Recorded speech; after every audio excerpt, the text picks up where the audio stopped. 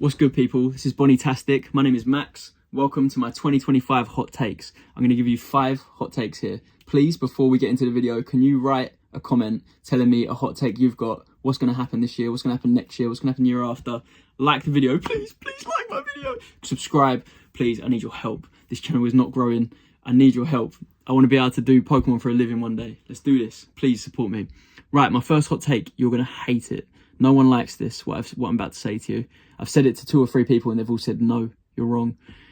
Temporal Forces is the chilling reign of Scarlet and Violet for multiple reasons. Not necessarily the monetary side of it. Right now, we don't have a Blaziken vmax in Temporal Forces, but what we do have is a recurring theme. So in Chilling Reign, one of the main focuses, and also in Matchless Fighters, was the Galarian bird trio. Now, I don't know if you guys have noticed, but Cyber Judge, Wild Force, Temporal Forces, the whole set is about, you know, legendary trios and new forms of them, which is exactly what Chilling Reign did. Instead of the Galarian birds, you've got the Paldean dogs. You've got the Paldean, Unova, Swords of Justice trio, whatever the fuck it's called. You've got, you know, I know they've got different names now. With the Galarian birds, it was literally like Galarian Zapdos, Galarian Moltres, Galarian Articuno. Here you've got Walking Wake and Burning Cock, or whatever the fuck they're called, right? They're horrible names, but essentially they are the Paldean versions of these Pokemon. That's how I see them anyway. So yeah, in that way, they're similar. Chilling Reign also was disregarded for about 2 years, 3 years. No one cared. Boring, uninteresting, not anything special. I'm looking at the reception of Temporal Forces and I'm getting the exact same thing. People are saying, yeah, it is kind of good, but you know, it is going to be overshadowed by the later Scarlet Violet sets. So was Chilling Reign. Chilling Reign was overshadowed by the later Sword and Shield sets. Still successful, still a good investment. I'm looking at Temporal Forces, I feel the exact same way I feel about Chilling Reign. I think that this set is a spiritual successor to Chilling Reign. I think it will perform similarly, even without the Blaziken vmax. I think the set is beautiful. Artwork is absolutely phenomenal in Temporal Forces. It's got a strong theme. It's evident which Pokemon are from the future, which ones are from the past. It's a strong release. And I think people are not going to realise that for another 1 or 2 years. And in that time, you can pick it up for very cheap. In Japan, Wild Force, Cyber Judge are at retail or below. In the UK, I think in America as well, Temporal Force is one of the cheapest sets from Scarlet Violet. So I definitely recommend looking into it personally. That's what I'm doing. I've got 2 English boxes, Temporal Forces, a booster box case of Wild Force, booster box case of Cyber Judge, and then like 5 or 6 loose boxes of each of those sets as well. I'm pretty hopeful for it. I would say Wild Force is the closest match to Matchless Fighters. Cyber Judge is sick, don't get me wrong, but I don't know, I feel like Matchless Fighters goes more hand in hand with Wild Force. Anyway, that's a long hot take. Next hot take, spicy one, this one really. Crimson Haze will be the same price as Clayburst or higher in the future.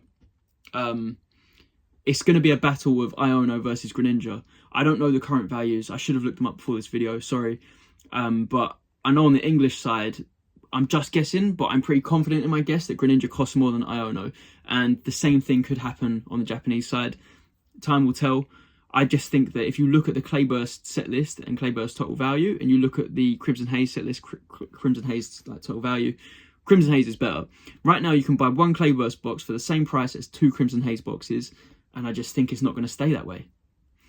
I did make a video like a week ago talking about investment opportunities in Japanese boxes, and the 3 sets that I mentioned all sold out in Pokemon Center now. It's a great sign, and even looking on Amazon Japan, Crimson Haze is creeping up. We're looking at 6,000 to 7,000 yen now, instead of, you know, high 4,000s, low 5,000 yen. Good signs. I was right. What can I say? Surging Sparks is as strong as Lost Origin, if not stronger. And I think it will perform the same way, but it will lag behind, you know, in price for 0 to 2 years because of the release gap. Lost Origin was a 2022 set, Surging Sparks 2024. I think what Lost Origin is doing today is what Surging Sparks can do in 2 years, personally. We'll have to wait and see, but I think it is. I think that Surging Sparks is not quite Fusion Strike tier, because, you know, it's not got as many bangers in it. Gengar, Mew, and Espeon and Celebi is a very strong, very strong roster there. Surging Sparks, you've got the Pikachu, you've got Lugia, Latias. I mean, these are also high tier, but they're not quite like, you know, Fusion Strike level. So I would give it the Lost Origin level. I think that total set value for Surging Sparks is probably the same or higher than Lost Origin.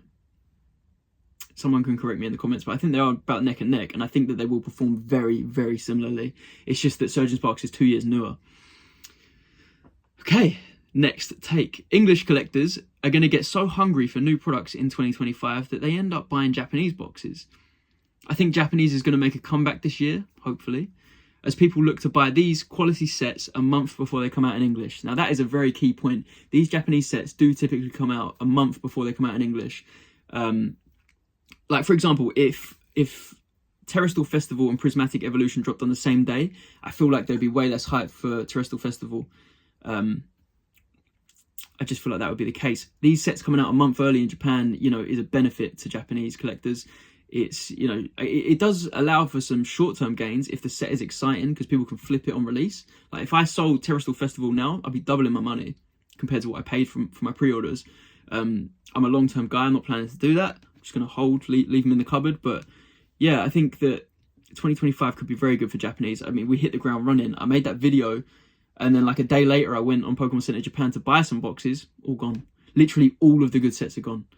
You know, there's like 9 boxes left on there, and including Wild Force, Cyber Judge, in case anyone's interested. But yeah, pretty much all the best sets are gone. So I think Japanese is already starting to take off a bit. All of the singles in Japan are going up. The graded cards in Japan are going up. I'm talking about modern here. I don't know what to say for Japanese vintage. It's completely unknown. I'm holding on to most of it. I don't have any plans to get rid of it. I think it's going to continue to go up, but it's going to be like slower growth. More, I don't know. It's less constant. I feel like modern is in front of everyone and it's constantly fluctuating. That stuff kind of stagnates for a bit. Now this one, my final take, another one that people are probably not going to like or get confused or offended at. Vivid Voltage shouldn't be the cheapest Sword and Shield set. Obviously it should be Darkness Ablaze. But I'd go as far as to say Vivid Voltage is similar to Burning Shadows in some ways. But people aren't ready for that conversation. So obviously Burning Shadows isn't the worst Sun and Moon box. It's probably middle of the range. Like probably half value about in the middle, right? So, but Vivid Voltage is down here. But the thing is, why do people want to buy Burning Shadows boxes? Because there's a top 3 popular Pokemon in a rainbow form. Now, what does Vivid Voltage have? What does it offer? The exact same thing. A top 3 popular Pokemon in a rainbow form. I feel like if Burning Shadows is going to get a bit of respect, then Vivid Voltage should get a bit of respect too. It currently gets no respect. Vivid Voltage people just do not have any love for, which you know, feels a bit weird if we're going to love Burning Shadows but not Vivid Voltage. Now you could make the argument that Vivid Voltage was printed 1,000,000 times more. It's never going to be rare, blah blah blah. But if you're willing to buy a Burning Shadows box, you're probably the same kind of guy that's willing to buy a Vivid Voltage box, because they kind of have the same perks about them. I think Vivid Voltage at its current price is probably actually a good buy. I don't expect to see any movement anytime soon, but I don't think it's the worst Sword and Shield set. I think it's like at least maybe like the 4th worst or something like that. I think I could think of 3 worse sets in Sword and Shield than Vivid Voltage. That's all I'm saying. Yeah, interesting. I did have other takes, but I just don't think they're more like observations. They're not really takes. But this was really fun to make. Last night I just tried to write down some notes, try and make some comparisons in my head, make some predictions. I really don't like making predictions on prices because, you know, there's so many factors that could change the future. And I'd feel like an idiot if I made a whole video and got every single thing I said wrong. I think I'm kind of right on a few of these. What do you think? Am I onto something? But yeah, thanks for watching. Please, guys, please like the video. Please comment. Please give me a kiss. Mwah. Subscribe. Let me know your hot takes.